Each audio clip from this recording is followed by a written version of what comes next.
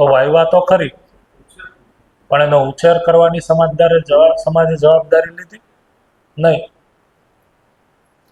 તો જેટલો ઉછેર કરીને જે તે નર્સરીના માલિકે એ વૃક્ષને જ્યાં સુધી પહોંચાડ્યું હતું એને તો આપણે મારી નાખ્યું.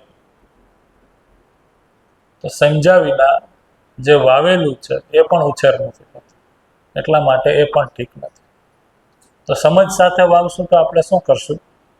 તો કે જ્યાં સુધી પરિપક્વ ન થાય ત્યાં સુધીની જવાબદારી છે, અથવા તો એ જવાબદારીને સમાજ સાથે વહેંચશું.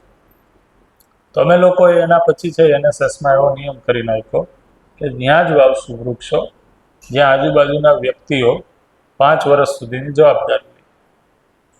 5 વર્ષ પછી એ પરિપક્વ થઈ જાય પછી તો વૃક્ષ પોતે જવાબદારી લઈ લે છે. બરોબર. તો આ રીતના છે.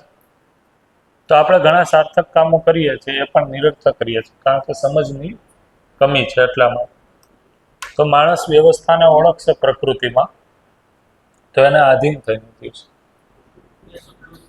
હું અહીંયા સુધી રાખું, બરોબર? તમે કયો યસ.